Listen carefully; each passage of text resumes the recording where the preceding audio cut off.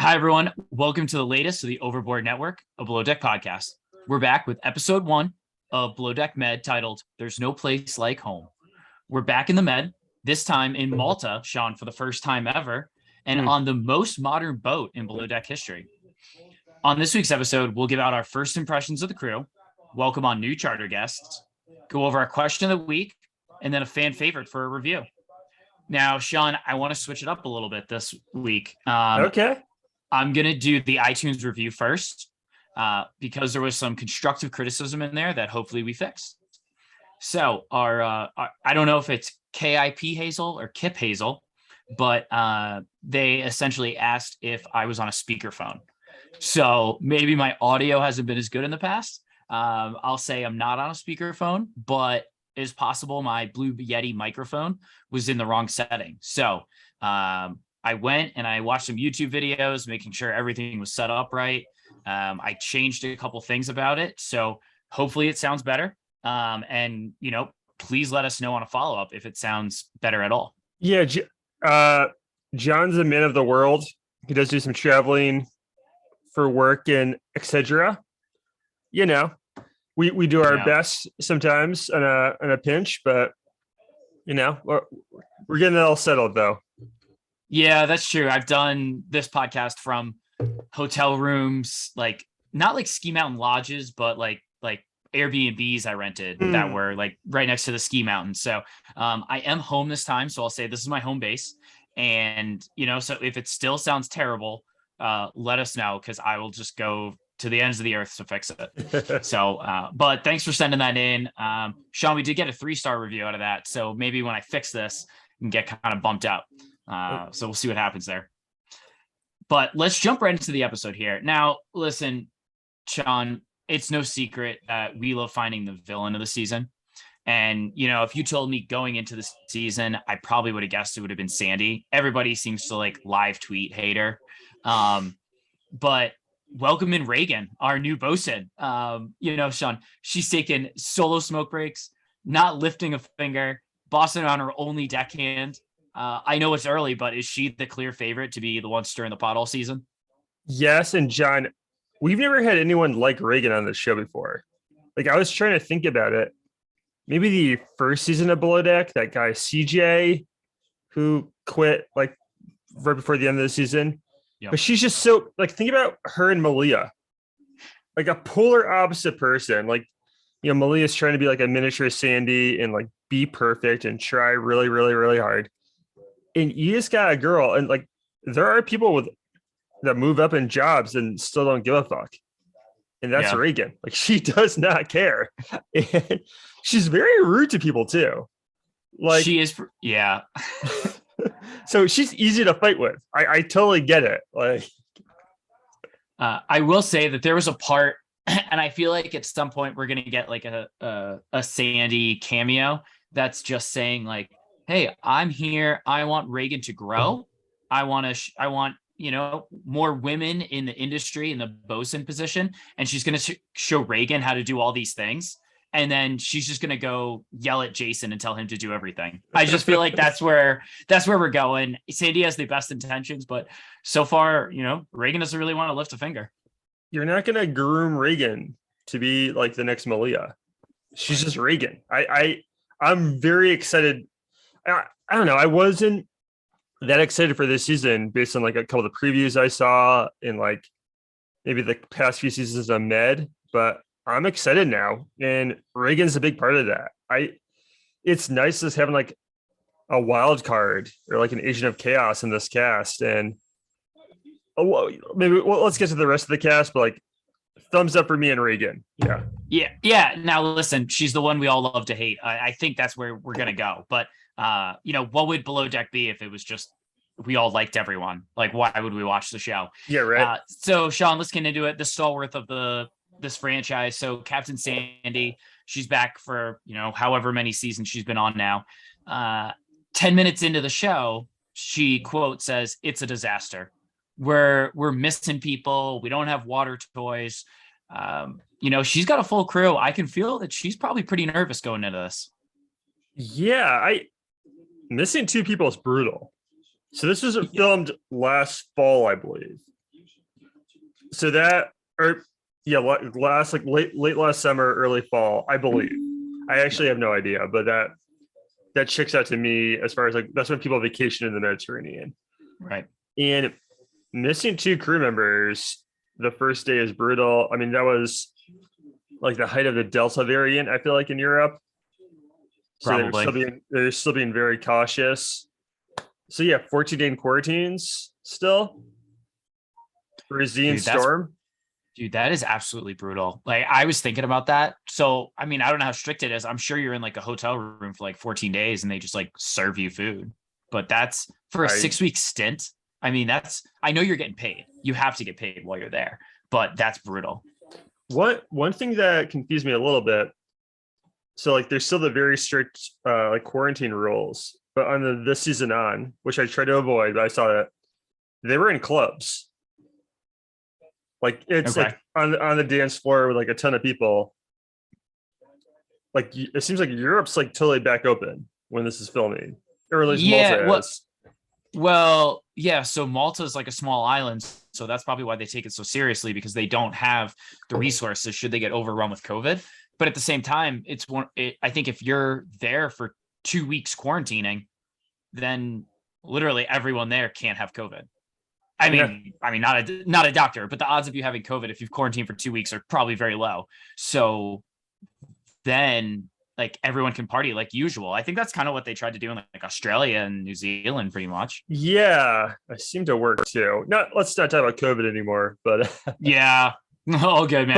but it seems like COVID isn't a factor this season as far as like their off days and stuff. So that's very exciting Right. too.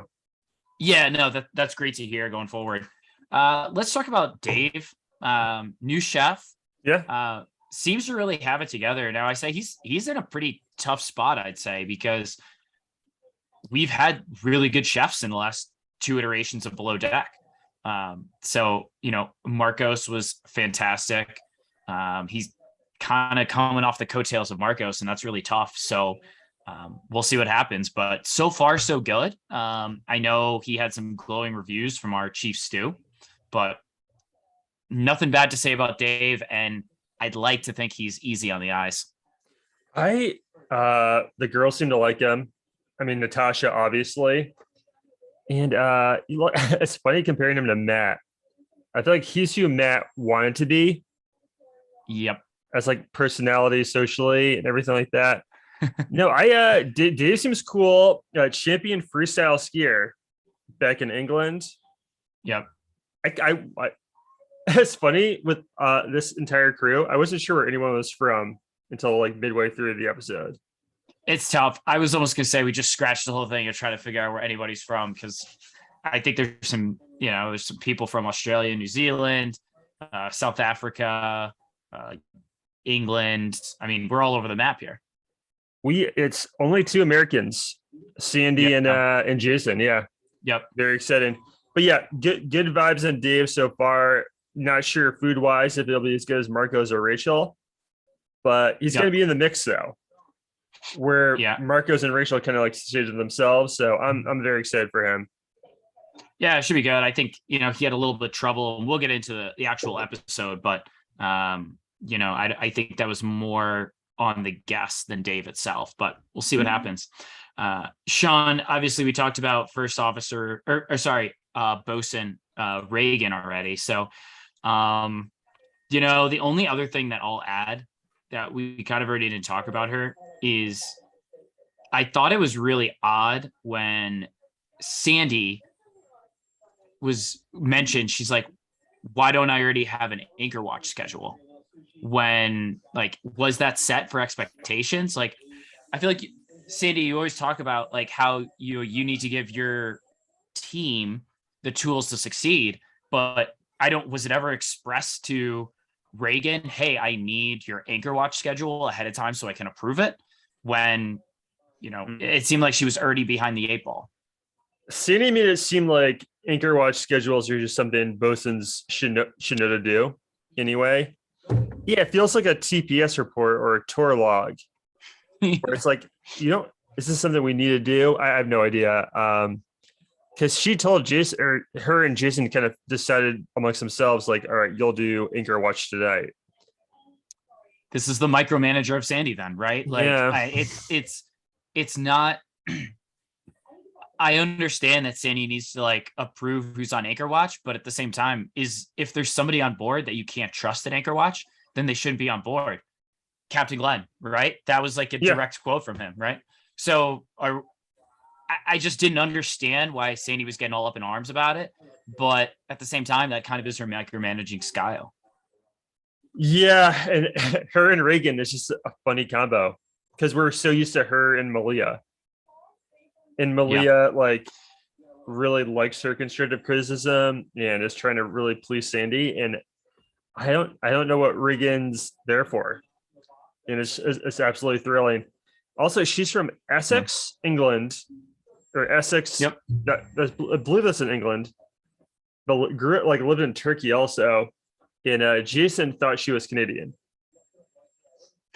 Swing and a miss, Jason. Swing and a miss. But to give him credit, everyone's accent sounds like a mix of like South Africa, Australia, and England.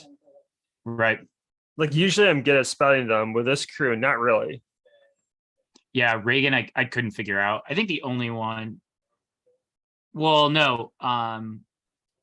Natasha's from Essex. No, she's from West Yorkshire. Oh gosh. Also I mean, these in are all England. places I don't. These are all places I can't point you on a map. I could get close, but I could have sworn Natasha was from a non-English speaking country okay. because her accent is very different. I've never heard a English accent like that before. I know there's somebody listening to this that is screaming at us because they definitely told them on the show. So we'll move on. Sean, let's get into Jason. So Jason is the only deckhand on the boat for quite a while in this episode. And I'd have to say, if I needed to have one deckhand on the boat, it's probably him. I mean, this guy could lift two of everybody else. So guy's an absolute workhorse. And I think he's already at his wit's ends with Reagan, which day one, that's a tough look.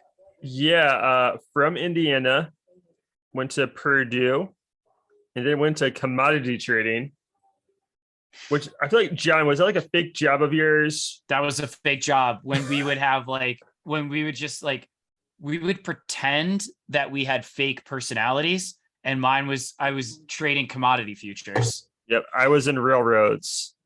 There's money in pork bellies, man. There's money in the pork bellies. So he kind of had like your pretend Midwestern life. Exactly. Pretty much, yeah. Jason's who I wanted to be. Here's my thing with Jason, though. I don't think he's as chill as he thinks he is. No. He still has that commodity trader thing in him, right? Because I know he painted his nails and he grew his hair out and is like a sailing yacht guy, but he gets agitated really quickly. Dude, I'll tell you, he already got kind of like upset with Reagan, like legitimately like butthurt about like just getting these like, I don't even think Reagan was like actually like attacking him, just like saying, hey, yeah, we did a lot of work today. And sorry, Jason, if you feel like your boss didn't do more work than you today, welcome to like corporate America, man. I think the way Reagan talks to him though is I know. Like, oh, you got to lift that yourself. There's only two of us, you know. I think I'm so pro Reagan that I'm just taking her side now. Same.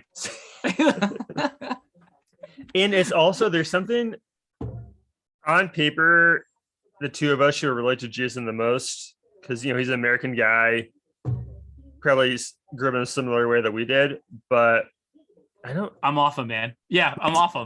That kind of bad vibe. I'm surprised he wanted to be on this show, and just like Reagan's so chill and not into any of that. That like she's not gonna pick up in his passive aggressive like remarks or anything.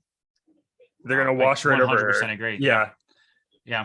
All right, Sean. Moving on to Z and Storm. I feel like, listen, we know who Z is. He's a nice guy. He's pretty funny. I think if we had to pick any of the bosuns from last year to come back, I don't know where he'd rank, but I think he's a middle of the pack deckhand when it comes to like if I'm glad he's back or not. Yeah, Z was always like a cool guy. He doesn't like talk that much. Like